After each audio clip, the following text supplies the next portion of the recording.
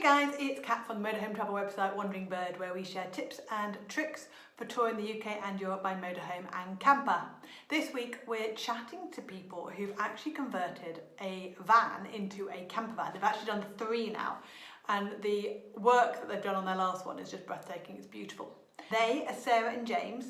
We met them at an NEC show a couple of years ago, and they're just lovely people. Their photography is out of this world. You're going to be blown away by the images that they managed to produce. And also, they can share some really good insights for anyone who is looking at either pimping up a motorhome or taking a van from scratch and turning it into a camper. Before we dive into that, if you are looking at buying a pre-converted van or a motorhome and you want a free checklist on the things to look for and check before you sign on the dotted line, there is a link in the notes which will give you a free downloadable file that you can print off and take with you whenever you go to have a look around a vehicle. Also, if you're new to the channel, hi, welcome. We'd absolutely love it if you would subscribe to us. And also, please do so and subscribe to Sarah and James, both on YouTube and on Instagram, because they've got lots to share with you as well. Final point, we actually filmed this a couple of weeks before the newest lockdown in England was announced. So there are a couple of things that they talk about what obviously they won't be doing because we're now in lockdown. But other than that, it's a really, really useful video and I hope you find it enjoyable. Okay, let's dive in. Right, hi guys. Hello. Hi.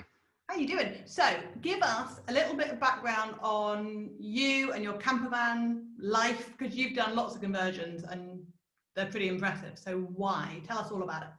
Oh, thank you. So we're on campervan number 3 now, aren't we? Yeah. All 3 of them we've converted ourselves. The reason we decided to convert, well, we bought one first, didn't we? And it wasn't really quite to our taste. And it wasn't the best conversion anyway. It was when you look at it now, it was part finished.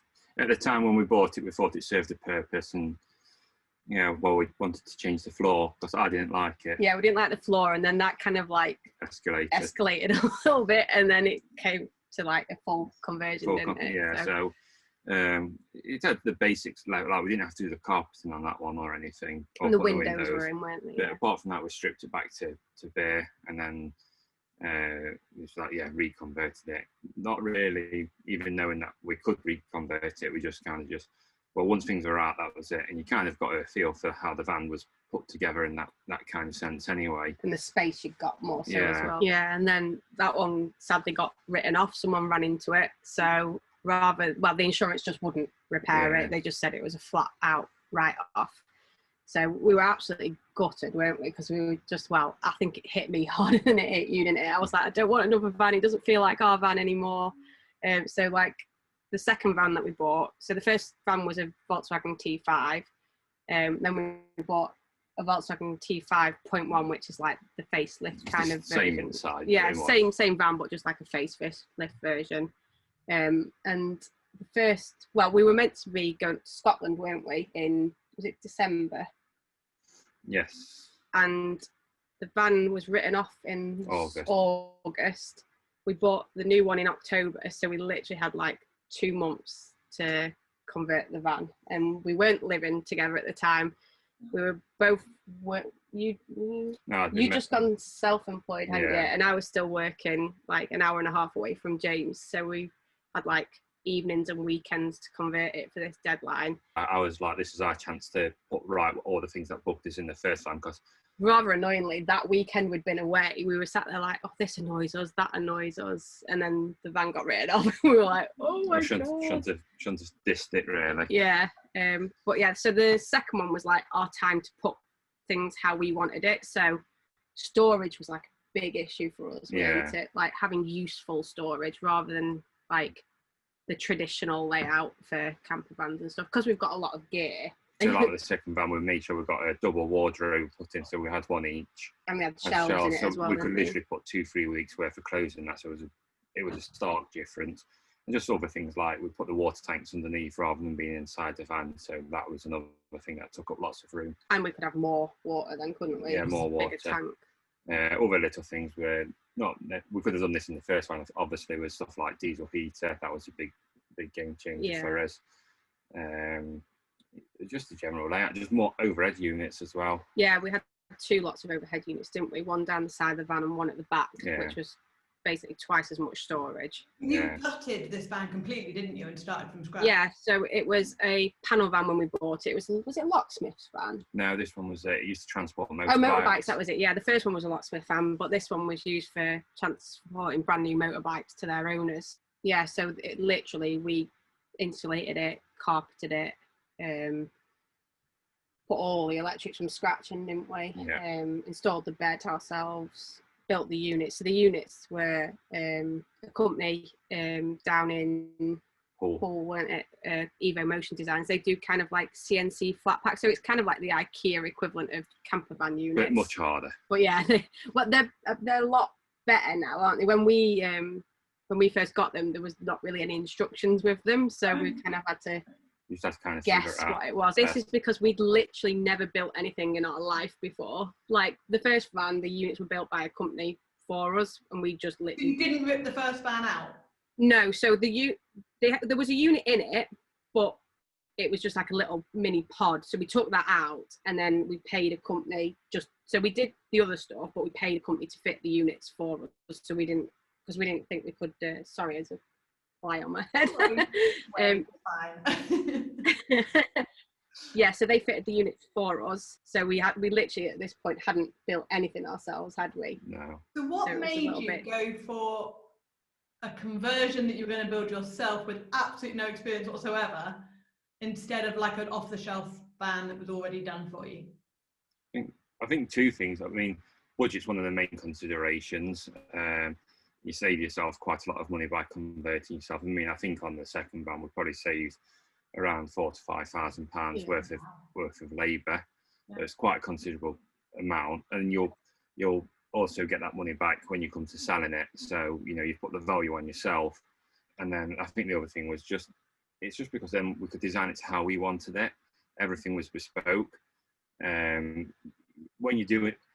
When you're doing stuff yourself as well, it's always on you, and you can do it right.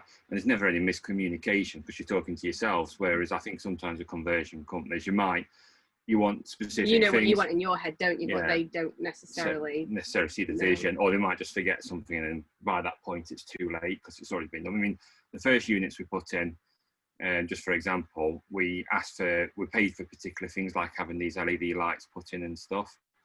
And they completely forgot to put them in, so we had to take it back, and then they had to take all the units out just to get the LEDs back in and stuff. So just small stuff like that as well.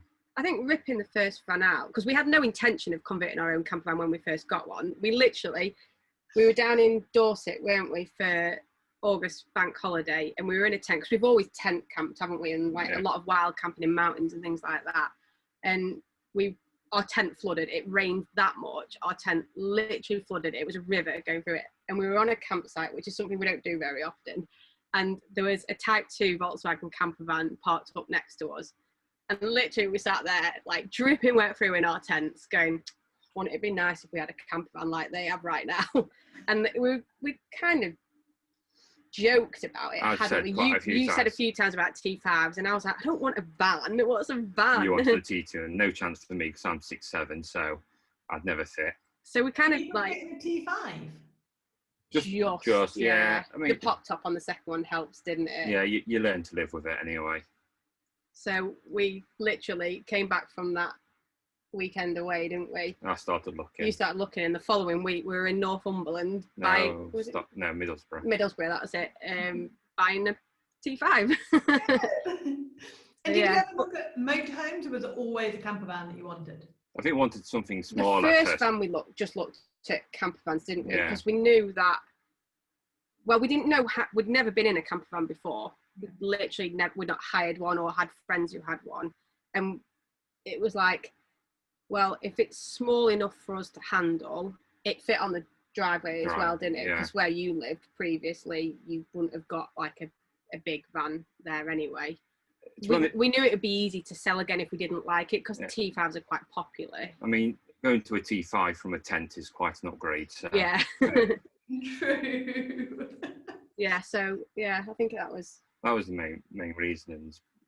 And just small, and it seemed to suit, like, going to the mountains and things like that. At that time, that's what we thought. Yeah, we were worried anything bigger wouldn't get over some of the mountain passes. We we weren't sure, did we? We No. just weren't sure. Whatever. Do you think you'll ever go up to a motorhome, or are you happy with so we're on van 3 now, which is a Sprinter, and it's a long wheelbase Sprinter, so it's quite a big van anyway. When we was looking at that, we did look at a few motorhomes. One of the appeals of a motorhome is we knew what was in store. Well, we thought we knew what was in store for us in terms of the work to put into convert again, particularly as we knew we'd be building all the units this time from scratch and stuff. And a motorhome comes ready-made for you, isn't it? And the nice thing about a lot of motorhomes, we've got all this in our new van, but motorhomes tend to come with all your stuff like your hot water and stuff in your shower, whereas a lot of Sprinter conversions particularly just don't these days. Most people are quite happy just having cold running water, no showers and stuff. And for what we do, we kind of wanted that, because we've had many cold showers outside in winter in a pop-up tent and stuff in a T5. And it just got to the point where we wanted that little bit more luxury. Just so we could stay away in the van for longer really, without it being too much of an effort. So we did look, but the problem with motorhomes we found, even for some of the older ones, they were just way out of our budget. Yeah. So again, it came down to, well, we know we've probably not necessarily got the skill to do it, but we know we can learn the skill to do the conversion. I think by now you guys are pretty experienced at this. Yeah, we feel we thought that when we started this plan, and it quickly became apparent that actually we're really not. The Sprinter was a next level kind of thing, but why? What made it much harder? Put it this way, I haven't done woodwork since school, so we'd never built furniture before. So building all that kind of from scratch, even doing stuff like shaker doors and stuff like that, I've never built a shaker door, but I think we were both more than willing to just give everything a go. Yeah. I mean, the worst that could happen is we throw a few bits of wood away, and it's cost us a bit of money and time. Yeah. I mean, there's even stuff like, one of the hardest parts was the shower. So, because where we've put the shower, it was quite an awkward place. It went around the wheel arch. So when there was come to describing one side of the shower panel, which it literally took us a day, because you had to describe the roof, which curved, the sides, which curved, and then around the wheel arch. So we just spent ages building a template and doing it section by section. Describing was the biggest challenge to us, because we didn't have to describe anything in the last vans. This one, obviously, everything had to be described, and it's a much bigger van as well. Yeah. So everything that you put in it is pretty much against a curved edge. Yeah.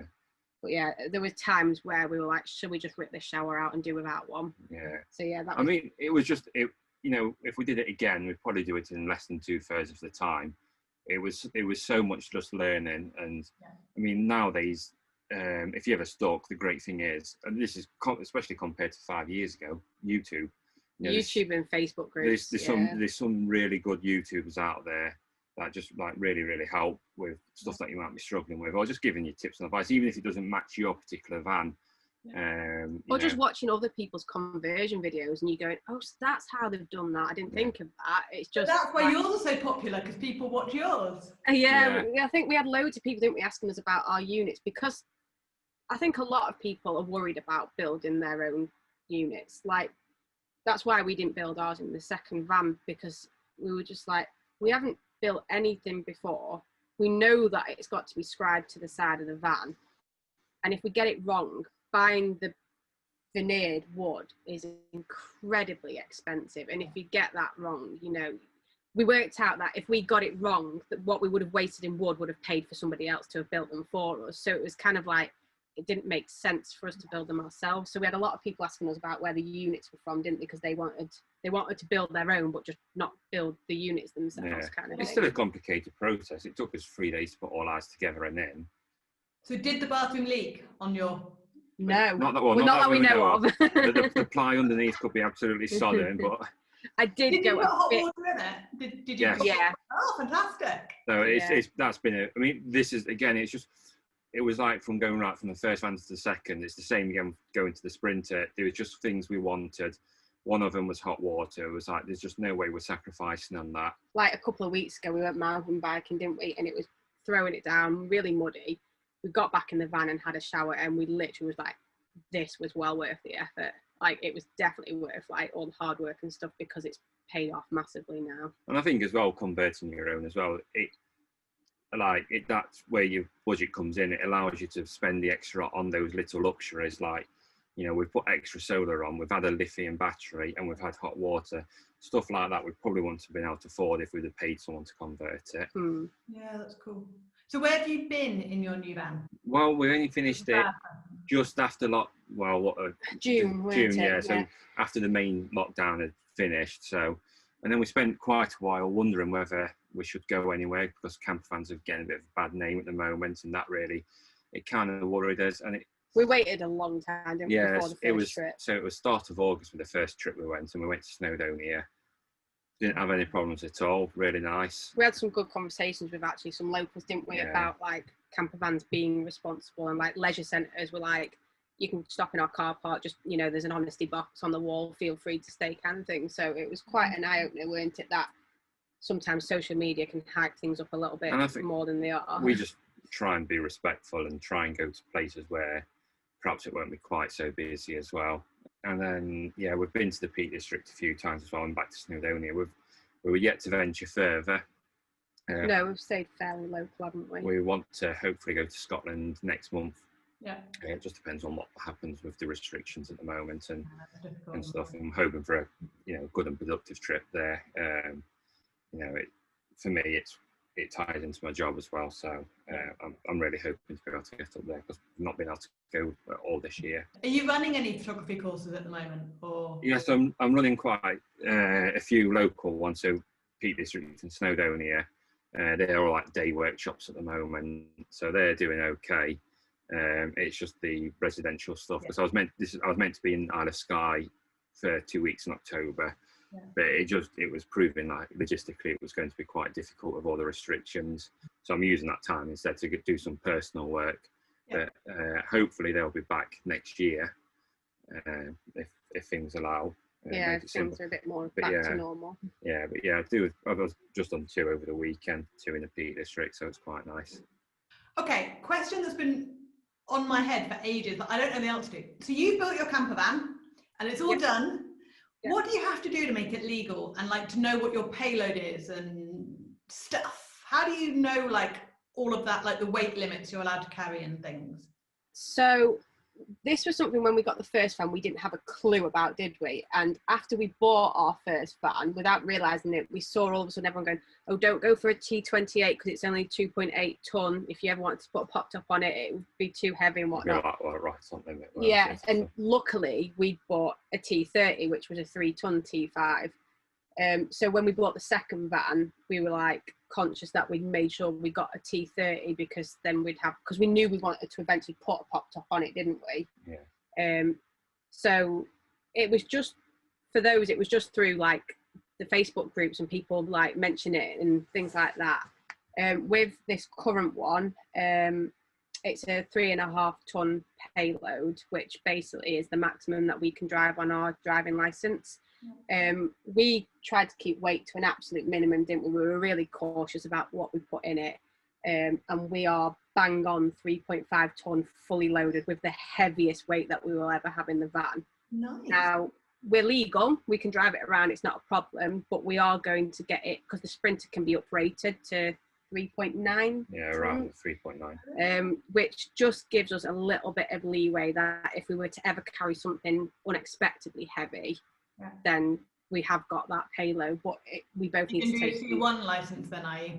Yeah. So we're going to have to take our C1 license for it. But that might come in that's a lifetime thing, isn't it? Yes, it's expensive, but you know, if we ever got a bigger motorhome, we would then be able to use it for that as well. So yeah. So what do? You finish the van, and how do you get it registered with the DVLA? Because don't you have to do something to get it so you can insure it or something? Someone was talking about this. Once upon a time, it was never an issue. So our first 2 vans were converted with the DVLA as a motorhome / caravan, isn't it? Motor / caravan? No, I think it just says motorhome, doesn't it? As of October last year, the DVLA actually changed their... Was it October last year? Around October, yeah. Changed their requirements. So the T5s now can no longer be classified because it's got to be a high roof vehicle, and a pop top doesn't count. But unless it's from factory. Unless it's a factory one, like the California or the Marco Polo, is it? Yeah. From Mercedes. Yeah. So So basically now it is next to impossible to get it registered as a camper van. So ours is staying as a panel. So at the moment ours is a panel van because our insurance companies don't require it to be. So basically the DVLA, it's not a legal requirement to have to register it with the DVLA. That just states what its exterior appearance looks like. So basically, if the police see it, they've got to be able to easily identify what it is. So they state that you can still use it as a camper van or a motorhome without it being registered. And insurance companies now don't actually require it to be with the DVLA. They've wised up. They lose business, so they've wised up to it, and they'll just say, just tell us what's in it, they'll just classify it as a camper van for insurance purposes. Yeah, so there are a couple of things like it's got to have an awning on the side of it. Awning rail. An awning rail on the side of it. Graphics. It's got to have motorhome style graphics. So you couldn't even there's been people who put mountains down the side of it and then it's just come back as a van with windows because they say it doesn't look like a motorhome. We've just kind of said, well, our insurance companies don't require it. We'd be adding stuff to the van that we don't really want. That's extra weight, extra money, and there's not really any benefit. Now, there's a question about speed limits, and it's there's a few kind of debates on it, isn't there? So with the T5s, if it was registered as a motorhome with the DVLA, it was then classed as a leisure vehicle, not a commercial vehicle, and instead of having the 60 mile an hour in the dual carriageway and 50 on a single carriageway, it would then just be car speeds, so you could do 60 and 70 respectively. With the Sprinter, there's a section on the DVLA that says that anything that's over 3.05 tons still has to. So I think your first motorhome would have been the same because was it over 3.5 tons? Yeah. So you have to do the restricted speed limits regardless with that. But it says unladen weight. So we're a bit unsure. We're not sure. So we said if there's no benefit to the speed limits either. It's not like we're tanking it anyway. We can't go fast in the Sprinter anyway. It's too big to go fast in it anyway. We don't do more than 50 most places in it anyway, do we? So yeah, we've decided that unless there's a benefit somewhere in the future, we're not going to be adding an awning rail and some stickers to the side of it just for the sake of it. For it to come back probably as a van with windows anyway. So. That makes sense because I heard a lot of these rumours and people weren't really sure what was going on, but obviously having a motorhome, it didn't really apply to us. But yeah, that makes a lot of sense on the changes. It's not really made any difference to us, has it, really? So our insurance is still the same as it was before, we've not. Yeah, because it used to be that with insurance, if you've got it classified as a motorhome, it used to cut the price in half. Yeah, it used to bring your insurance down. But now they've actually gone the DVLA is obviously not playing ball anymore, so we might as well accommodate for that reason, otherwise they'll just lose business. Interesting. All right, a couple of quick questions to finish. Where is the best place you've ever been with a camper van? Oh, it's a tough one. For me, I've got 2 places in mind. One. Make James guess them. Yeah, I think Scotland's always a place close to our heart. We will always we'd move there in a heartbeat if we could. Anywhere particular in Scotland or just the whole place? We're a big fan of the northwest at the moment, so like Sinton, Torridon kind of area. It's a little bit more remote, a little bit quieter. Mm-hmm. But we've got, we like Glencoe and stuff because that's where we got together. So that's special to us, but we perhaps don't go there quite as much anymore, and it's so busy. Yeah, I agree. I mean, the Dolomites were incredible. I think that's more through the experience of the trip as well than anything. Yeah, because we'd never taken a van. We've been to Europe like 3 or 4 times on big kind of travel trips, but either we'd driven over in a car or we'd hired a car out there, hadn't we? Yeah. So this was like the first trip in the van. Yeah, I think if I have to say where I'd go tomorrow, Scotland or the Dolomites, I'd always choose Scotland. Well enough, that's probably what. Did you guys do Trecime when you were in the Dolomites? No, we didn't make it. It snowed the day we were going to go on the. That was in September. Which pass were we on? Val Gardena? Val Gardena, yeah. Yeah, and we were due to go to Venice and Croatia like a couple of days later. Yeah. And we were like, well, we can choose to go there and maybe then not get to Croatia because if we get snowed in, we'll have to stay around there. Or we could leave a couple of days early and make sure that we get there. So, but we desperately want to go back, don't we? Yeah, we'll do Trecime next time. But we spent a lot of time around the Val di Gardena valley, and that suited us quite well for what we always wanted to do. There was a lot of mountain biking and also photography locations around that little area. So we just paid for a lift pass for those few days. So that kind of tied us to there. Good. Okay, where's the worst place you've been? Oh, I should probably have done this the other way around and ended on a high note, but let's end on a low note. Yeah. no, I don't know. Or the place that was like the biggest disappointment that didn't live up to the hype, maybe, if that's easier. I can think of somewhere, but it wasn't in the van. No, I'll tell you where it didn't live up to the hype for me. Lake Bled in Slovenia. Yeah, actually. I liked it, don't get me wrong. It's nice, but considering how people really rave about it, we found it really difficult to camp around there. Yeah. It was the only place on our European trip that we stopped on a campsite. You can't walk around it. It rained, didn't it? Which didn't help. We kayaked on Lake Bled. That was fantastic. That was a real experience. I just kind of, you see all the photos of it, and what you don't see is all the town just be, on the other side of the lake. You just seem to manage to compose that. So we couldn't quite believe how touristy it was. Yeah. And it didn't wow us as much as I thought it would. I think it doesn't help that we're photographers and we're more mountain photographers. Yeah. So we always knew that going to Bled would be a little bit different for us.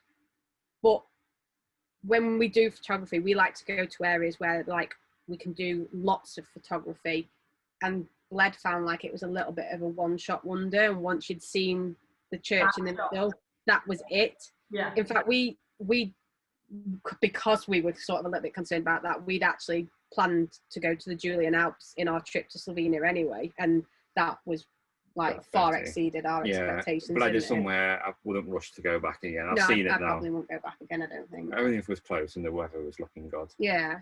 Yeah, it's not something I've planned for. Cool. Well, I am excited to see where you guys go next. Where are you planning on going next if the whole lockdown thing doesn't happen? We're just not planning anything else. We'd like to go to Europe, wouldn't we? But with all the uncertainty with the pandemic and with Brexit, it's more so because my passport expired in March, so it's like I don't want to renew it if I can't use it. The dog, as you know, is going to have his passport and rabies vaccinations and stuff like that. And we just need to be able to schedule a month, because last time we only went for just over 2 weeks and it wasn't long enough. Hence why we didn't get to Trade we'd definitely schedule a bit more time next time. I'd like to go to Norway, and I'd like to go to the Dolomites again, I think. Oh my God, your guys in Norway, I couldn't wait to see your photos. That would be amazing. Oh yeah, I'd love to go. I'm worried about how busy it'll be. Not that busy. We went in the middle of July, and it was just... Oh wow. I can't believe how much space there was. Yeah, I'd definitely like to go there. Yeah. Big commitment Norway though, isn't it? Because you're going a long way for one country. Well, we did plan it, didn't we? When the first van got written off, we actually had got a trip planned to Norway, hadn't we? And 17 days, wasn't it? 21 days without stopping. So it was non-stop going for 21 days. We were due to go that September, weren't we? We got written off in August, and we were... Was it September? I was never going to Norway. I did all that. We did the planning, but we was never going to. In my head, we were going to Norway. But yeah, it was like 21 full days, weren't it? Yeah, just obviously taking in a lot of the sites, going up to far north of the country to Lofoten. So it's just about as far as you can go. All right then, lastly, one more question on campervans and then we'll move on. If anybody's thinking about doing a campervan conversion, give them one bit of advice. Don't be scared. Yeah, don't be scared. Just go for it, And if you do decide then you're going to go for it, write a list of everything you want out of a camper van first, because that'll determine what van you get, even like the brand of van. Because the reason we got a Sprinter wasn't because we wanted a Sprinter specifically. We wanted to put the pods on the rear to extend the width of the van, and the Sprinter was the only model at the time that you could get those pods for. So we knew we had to get a Sprinter for our requirements. So basically, don't go if it's going to be your forever van, which it's hard for us to say because we're on our third van now, but write a list of everything that you think you want in a van. So if you definitely want a shower, then you probably want something that's a high top and a bit bigger vehicle. If you literally just want a bed and a cool box, then you can literally get away with like a caddy or something like that. But yeah, make sure you've got a list of everything that you want before you go out and buy your van. Hey guys, a bit of an abrupt ending to that one because we actually ended up chatting for another half an hour about the differences between boat life, because they also live on a canal boat, and van life because we've both done boats and we both do vans now. So it was a really interesting discussion, but the video was just way too long. So I'm going to split it and we're going to have the boat life versus van life chat later on. I'll put that out in a few weeks, but I hope you find that really useful. If you did enjoy this video, please a thumbs up or a like would be fantastic. If you have any questions, by all means put them in the comments, and Sarah and James will hopefully be able to answer them for you. And please, if you've watched this far, we'd love it if you subscribed and click the little bell to be notified when our next videos come out. I hope you found that useful, and I will speak to you very soon. Take care. Bye.